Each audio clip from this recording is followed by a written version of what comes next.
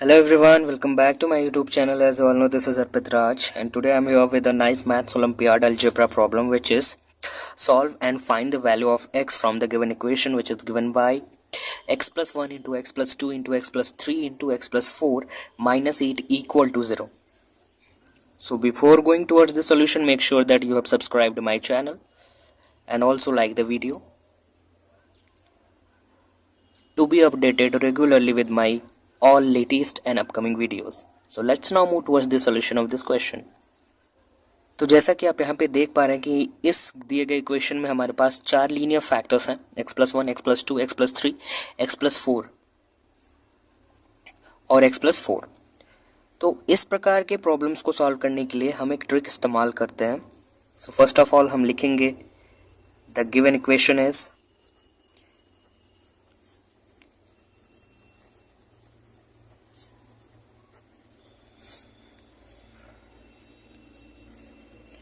x plus 1 into x plus 2 into x plus 3 into x plus 4 minus 8 equal to 0. Suppose this is question number 1 कि हम उन दो linear factors को एक साथ लेंगे और उनका मल्टीप्लिकेशन करेंगे अलग अलग, जिनके मल्टीप्लिकेशन के पश्चात हमें लगभग आइडेंटिकल यानी कि सेम टर्म्स ऑब्टेन होंगे। तो यहाँ पे अगर हम x प्लस 2 और x प्लस 3 को एक साथ लेंगे तो इनका मल्टीप्लिकेशन हमें दे देगा x square plus 5x plus 6। और जब आप x प्लस 1 और x प्लस 4 का अलग अलग इन दोनों फैक्टर्स का एक साथ मल्टीप्लिकेशन करेंगे तो ये दोनों फैक्टर्स का मल्टीप्लिकेशन आपको दे देगा x square plus 5x plus 4। सो आप देख पा रहे हैं कि इन दोनों फैक्टर्स का एक साथ मल्टीप्लिकेशन और ये फर्स्ट और लास्ट वाले फैक्टर्स का अलग अलग मल्टीप्लिकेशन करने के पश्चात लगभग हमें आइडेंटिकल टर्म्स ऑब्टेन हो रहे हैं। एक्स स्क्वायर यहाँ भी है, एक्स स्क्वायर यहाँ भी है, 5x यहाँ भी है, 5x यहाँ भी है, बस कांस्टेंट मानों में थोड़ा सा डिफरेंस है, तो उसे हम मैनेज कर पाएंगे। सो अकॉर्डिंगली अब हम इन फैक्टर्स को रीअरेंज करेंगे और इसे सॉल्व करेंगे। सो rearranging all the factors we will get here x plus 1 into x plus 4 into x plus 2 into x plus 3 minus 8 equal to 0। अब हम इन फैक्टर्स का मल्टीप्लिकेशन करेंगे तो यहाँ से हमें मिलेगा x square plus 5x plus 4 into x square plus 5x plus 6 minus 8 equal to 0. Suppose this is question number 2. अब जबकि हमें अलग अलग फैक्टर्स के मल्टीप्लिकेशन से लगभग आइडेंटिकल टर्म्स मिल चुके हैं, तो अब हम क्या करते हैं, इनमें से किसी एक फैक्टर के इक्वल कोई अनदर वेरिएबल अज्यूम करेंगे। तो let x square plus 5x plus 4 equal to one another variable से y।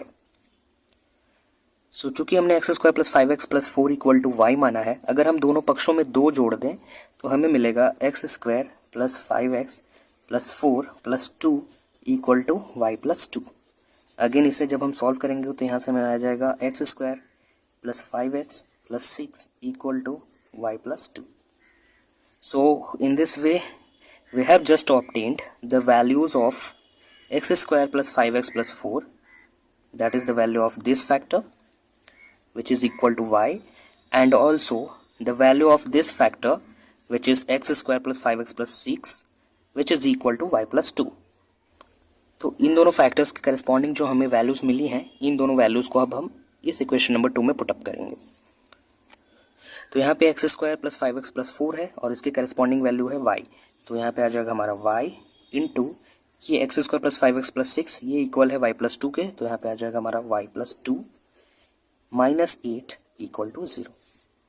नाउ अब हम इस मल्टीप्लिकेशन को सॉल्व करेंगे तो यहाँ से आ जाएगा y square plus 2y minus 8 equal to 0।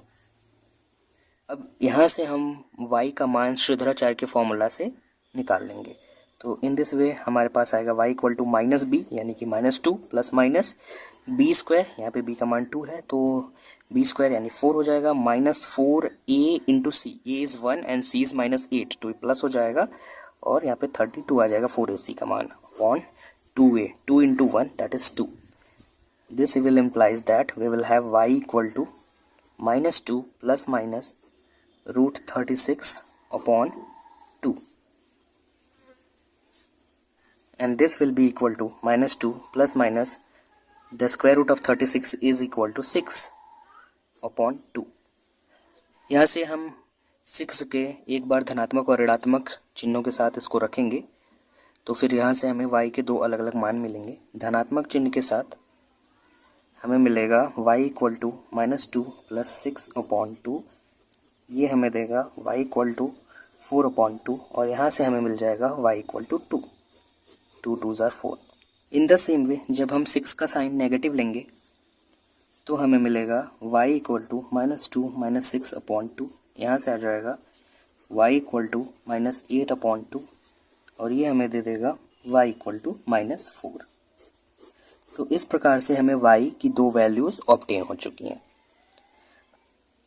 चूँकि y को हमने माना था x² प्लस 5x प्लस 4, यहाँ पे आप देख सकते हैं, तो फिर अब हम क्या करेंगे कि y की जगह पे x² प्लस 5x प्लस 4 रखेंगे इन दोनों मानों में, और फिर वहाँ से हम x की वैल्यू के लिए हल ज्ञात करेंगे।